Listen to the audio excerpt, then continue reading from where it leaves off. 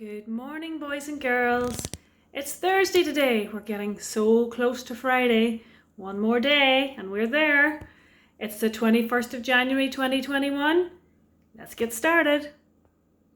And we'll begin by flying through our spellings here. I'm sure you know them really well by now. And of course, we're going to write them into our Thursday column. So I'll read them aloud and you repeat them after me. Go.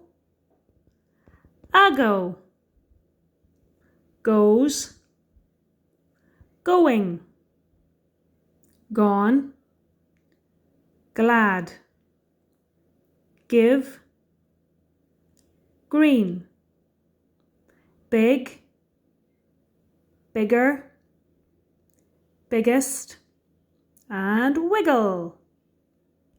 You can continue on with your sounds and focus page as well. Now we have it all explained, of course, so just carry on in your own time. If you have any questions about it, just send me a little message as usual, okay? Continuing on then with plurals today. Yesterday we looked at making things more than one. For example, the word book became books just by adding an S on the end. However, sometimes when you're making something more than one, you have to add ES on the end. And here are some examples.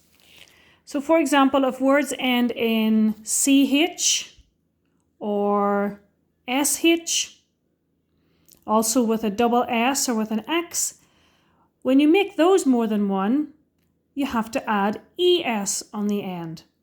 So for example, sandwich becomes sandwiches with an ES on the end. So make the words plural and then try to find them in your word search. Our maths today then is looking at writing amounts of money in pounds and pence and then writing amounts of money just in pence. And of course we know that pence means pennies. So we see David at the top here, and David has a little money box and it is holding 134p, which is 134 pennies, which if you write it in pounds and pence is £1.34. You can see the pound sign there, then the £1, which is the 100 pennies, the dot, and then the 34 pence. So here we have different people with their money boxes. So the first three people, you have a picture of them holding their money boxes, and then for the rest of the questions, you just have the amounts of money. Okay, so the first little girl then, she has a green money box and it has 392p in it. And we have to change that into pounds and pence.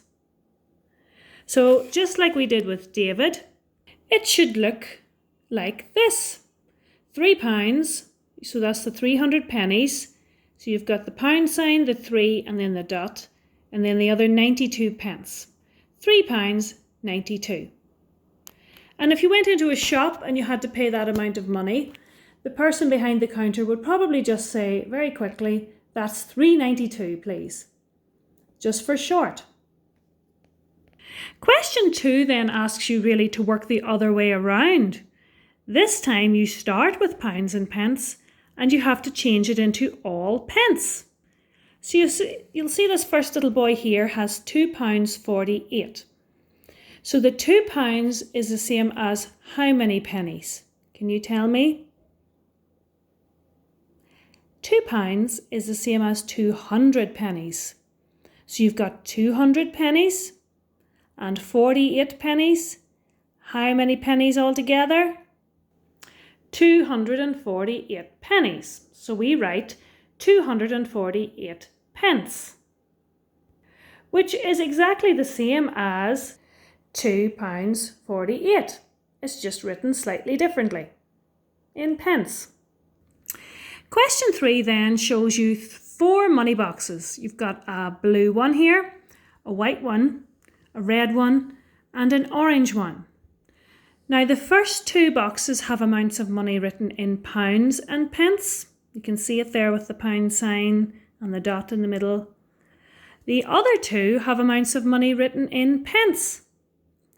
And you need to compare all 4 containers, all 4 money boxes, And the question asks you which of them has most money.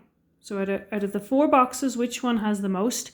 And you can just write the colour of the money box that has the most. So you'll either write blue, white, red or orange. And question B then asks you which money box has least money. So again, you can just write the colour of the money box which you think has the least money. Okay, so that is our maths for today. Also, boys and girls, if you get the chance to do your Grow in Love today, that would be great. Now, usually in school on a Thursday we do our Grow in Love. That doesn't suit everybody at home with mummies and daddies working and all kinds of things going on. But if you get a chance to do it, this is the login, as you know. But I will also send you a little video on Class Story just showing you how to access the materials for today's Grow in Love. And this week we're looking at the story of David and Goliath. So Goliath was a large, scary giant. David was just a little boy. And it tells you the story of a battle that they had together. And can you guess who won that battle? The little boy or the strong giant? So you have a look online at your resources and you'll find out the story of David and Goliath. Also, boys and girls, I'm asking you to do a lot today, aren't I? Just do what you can. But if you have a chance to do some accelerated reading, that would be brilliant. Or to go on to Sumdog as well, that would be great as well. But you just do what you have time for. Okay? Talk to you tomorrow. Bye-bye.